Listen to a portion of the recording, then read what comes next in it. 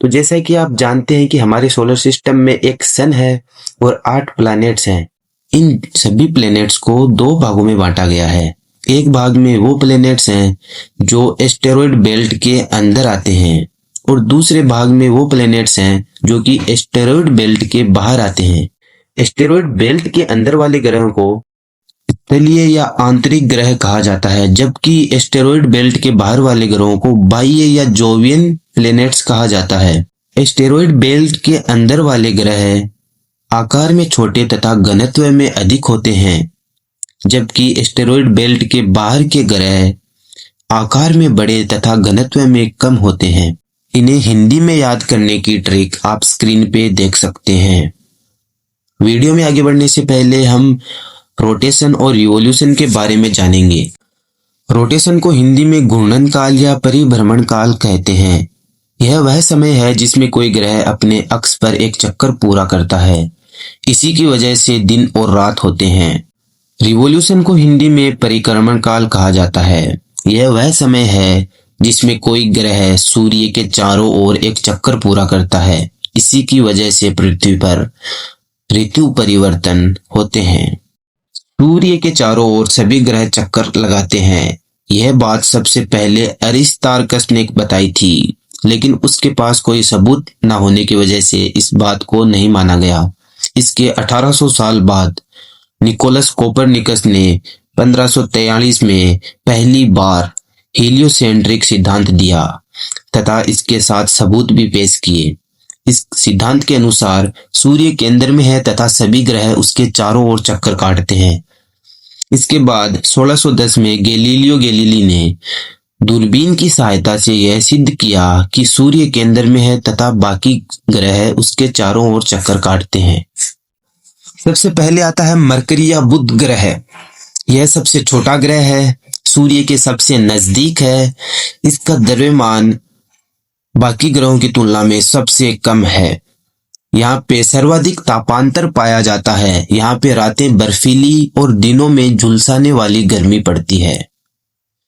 इसकी कोई एटमॉस्फेयर नहीं है। यह न्यूनतम प्रकाश परावर्तन के लिए जाना जाता है। बुध का परिक्रमण काल सबसे कम है। इसका कोई भी प्राकृतिक उपग्रह नहीं है। इसके कृत्रिम उपग्रह का नाम मेरिनर 10 है। मरकरी के बाद में आता है वेनस या शुक्र ग्रह। इसे भोर का तारा, सांझ का तारा, ग्रीन हाउस ग्रह, पृथ्वी की बहन, जुड़वा ग्रह, Lucifer, morning star, evening star, जुड़वा ग्रह आदि नामों से जाना जाता है। यह सबसे चमकीला ग्रह है। यह पृथ्वी के सबसे नजदीक ग्रह है। CO2 के कारण यह सबसे गर्म ग्रह है। घूर्णन काल सर्वाधिक है। शुक्र पे सर्वाधिक प्रकाश परावर्तन पाया जाता है। इसका भी बुध की भांति कोई भी प्राकृतिक उपग्रह नहीं है। शुक्र का घूर्णन काल परिक्रमण काल से भी ज्यादा है, इसलिए यहाँ पे एक दिन एक साल से भी बड़ा होता है। शुक्र के बाद में आता है अर्थ यानी कि हमारी पृथ्वी। पृथ्वी को नीले ग्रह के नाम से भी जाना जाता है। पृथ्वी का घनत्व सर्वाधिक है। पृथ्वी का घूर्णन काल 23 घंटे 56 मिनट और 4 सेकंड है तथा परिक्रमण काल 365 दिन 5 घंटे 48 मिनट तथा 46 सेकंड है। पृथ्वी का एकमात्र उपग्रह चंद्रमा है, जिसका घूर्णन काल तथा परिक्रमण काल बराबर है। इसी कारण से हमें अधिकांश समय चंद्रमा का आधा ही भाग दिखाई देता है। पृथ्वी के बाद आता है मार्स या मंगल ग्रह। आयरन ऑक्साइड के कारण इसे लाल ग्रह भी कहा जाता है। यह अपनी कक्षा तली से 25 डिग्री के कोण पे झुका हुआ है, अतः यहाँ पे पृथ्वी के जैसे ऋतु परिवर्तन देखने को मिलते हैं। मार्स को रात में नंगी आंखों से भी देखा जा सकता है। इसके दो उपग्रह फोबोस और डेमोस हैं। डेमोस सौरमंडल का सबसे छोटा उपग्रह है। यहाँ पे सौरमंडल का सबसे बड़ा पर्वत या ज्वालामुखी ओलंपस मोन्स है, जो पृथ्वी पर स्थित माउंट एवरेस्ट से 3 गुना बड़ा है। इसमें गैसों की मात्रा आप स्क्रीन पे देख सकते हैं। इंडिया ने यहाँ पे 2013 में मंगलयान भेजा था। मार्स के बाद आता है जुपिटर या बृहस्पति ग्रह। इसे पीले ग्रह के नाम से भी जाना जाता है। इसका घूर्णन काल सबसे कम है।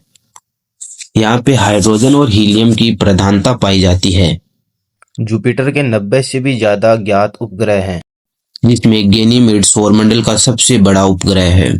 इसका द्रव्यमान सर्वाधिक है। इसके अन्य उपग्रह आईओ, यूरोपा और कैलिस्टो है। कैलिस्टो को गैलीलियन के नाम से भी जाना जाता है क्योंकि उन्होंने इसकी खोज की थी। इसके बाद आता है सैटर्न या शनि ग्रह।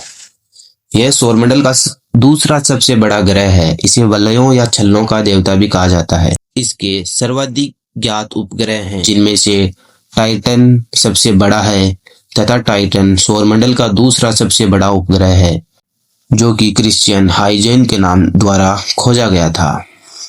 इसका घनत्व न्यूनतम है, इस कारण यह पानी पर भी तैर सकता है। फोबे नाम का उपग्रह इसके घूमने की विपरीत दिशा में परिक्रमण करता है। इसकी वलयों की खोज हाइगेन्स द्वारा की गई थी। इसके बाद आता है यूरेनस या अरुण ग्रह। इसे लेटे हुए ग्रह के नाम से भी जाना जाता है। इसके चारों ओर 13 वलय हैं। इसका उपग्रह टाइटेनिया है। हाइड्रोजन, हीलियम व मीथेन गैस के कारण हल्का हरा रंग का दिखाई देता है। इसके बाद आता है नेपच्यून या वरुण ग्रह। इसका परिक्रमण काल सर्वाधिक है क्योंकि यह सूर्य से सबसे दूर स्थित ग्रह है। इसका उपग्रह ट्रिटन सौरमंडल का सबसे ठंडा स्थान माना जाता है। यह एकमात्र ग्रह है जिसका परिक्रमण काल लगभग गोलाकार होता है। वेनस यानी शुक्र ग्रह और यूरेनस यानी अरुण ग्रह बाकी ग्रहों की विपरीत दिशा में परिक्रमण करते हैं, जिस कारण इन दोनों ग्रहों पे सूर्य पश्चिम दिशा में उदय होता है। वीडियो को लास्ट तक देखने के लिए आपका बहुत बहुत धन्यवाद और इसी सीरीज में और वीडियो को देखने के लिए चैनल को सब्सक्राइब जरूर करें।